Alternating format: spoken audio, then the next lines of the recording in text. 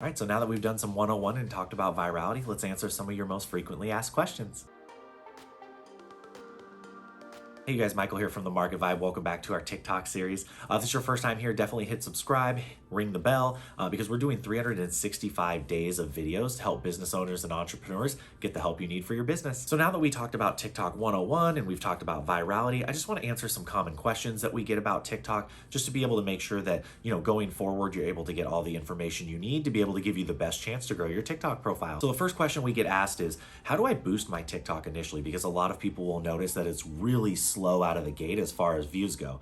Well, the thing that we noticed actually that does the best is going live directly after you post. So honestly, the longer you can go live, the better. We would go live at the beginning for 30 to 60 minutes, and we would do cool things like we would do cooking with people in our home. We would go to Target, we would go grocery shopping. Like, we would take people out in life with us, and I can honestly say that that's one of the reasons why we grew so quickly, is because not only did we go live after we posted, which boosted the post, but we went out and did cool shit that people really enjoyed watching us do. We went out and shopped for Christmas presents. We let people pick out someone's birthday present last year. Like, people really want to feel engaged and a part of your life, especially on TikTok lives. So really think about not just going live, but what can you do that's different from what else you're seeing people do on lives. The next question people ask us is, who should I follow on TikTok? And so I think that there's a bunch of different people you should follow. You should follow people who inspire you, because when you go down your feed, you want to feel positive, you want to feel energized and inspired. And so people who inspire you will help do that. The next people you're going to want to follow is people who you want to network with, whether it's you want to maybe do a collaboration, a multi-person live.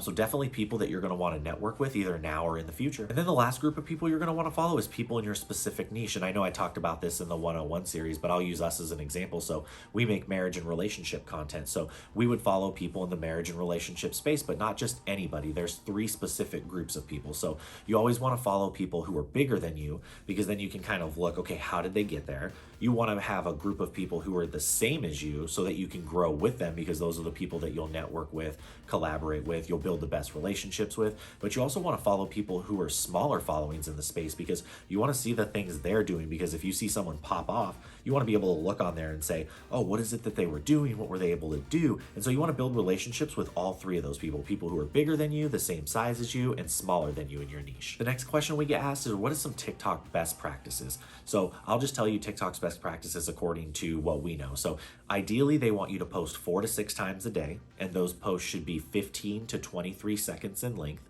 You're going to want to have a great hook at the beginning with 2 to 3 clips in the first 5 seconds.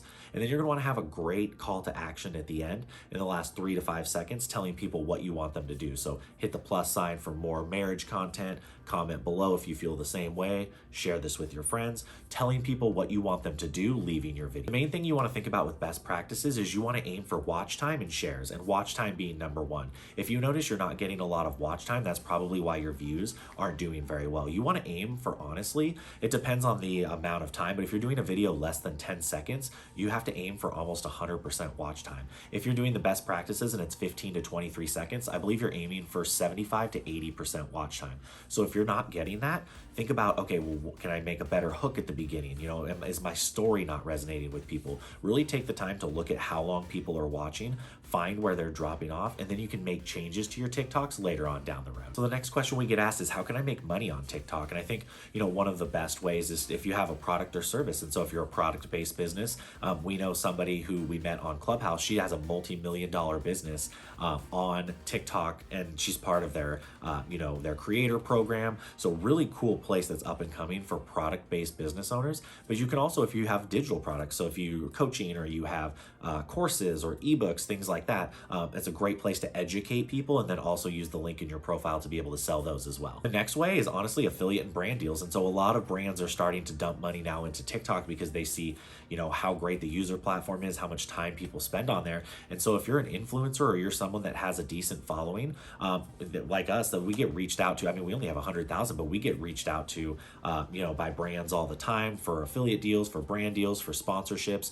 And so don't think that you have to have millions and millions of followers. micro influencing is a thing that's up and trending right now, because here's the thing about micro influencing is micro influencers get such better engagement on their posts, on their accounts, than people who have bigger followings do. And so I think brands are starting to notice that. So even if you've only got 5,000, 10,000 followers, you can reach out to different brands and get affiliate and brand deals. So the next two ways are actually through TikTok. And so there's the Creator Fund and the Creator Program. So the Creator Fund is basically you get paid based on how many views you get. I've heard negative things about that Creator Fund. I honestly wouldn't touch it if it was me personally. The Creator Program is something that TikTok kind of accepts you into. I've heard great things about that. We know people that are on the Creator Program that have direct access to the people at TikTok, and they say that that's such a great place to be, because then you get to influence the future of the platform. And so definitely the Creator Program or the Creator Fund if you think it's something that's right for you. And then the last way, and this is kind of a cool interactive feature, kind of going back to when I was talking about lives, is people can tip you and give money on lives.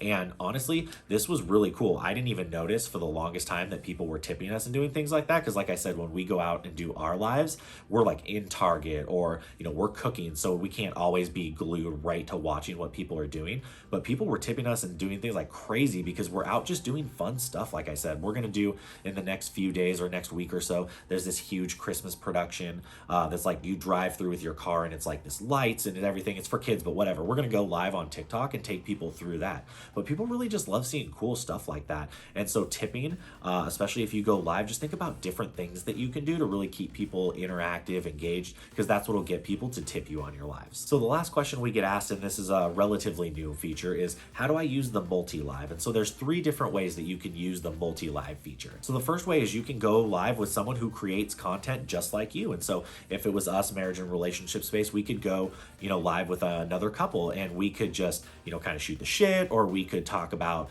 marriage and relationship. We could do like a talk together. We could answer questions from people. So there's a bunch of different things if you have someone that's in the same niche as you on that you can do. The next type of person you can go live with is someone who creates complementary content to you.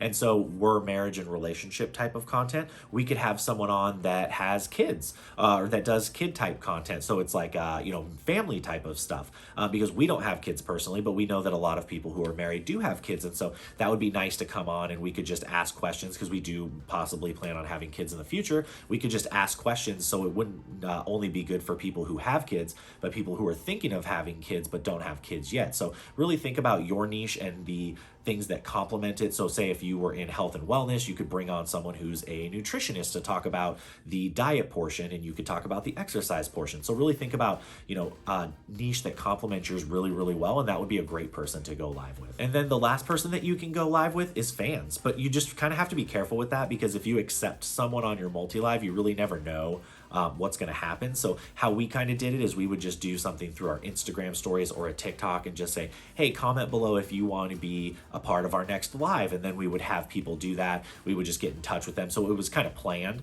just because you kind of never really know if you're going to accept someone on your live, what's going to happen. And if you have people watching, that could end up really, really bad. So yes, going live with your fans is really, really great, because it just builds community and trust that much more. But just be careful and kind of have some ways that you can kind of make sure the people that are coming on are actually legit and people that you want coming on. You guys, thank you so much for joining us on this TikTok FAQ. I hope I was able to answer all of your questions. If I didn't, drop your question in the comment below. Definitely hit subscribe, ring the bell like I said, because we're going to be doing more videos just like this one. But until next time, see you guys later.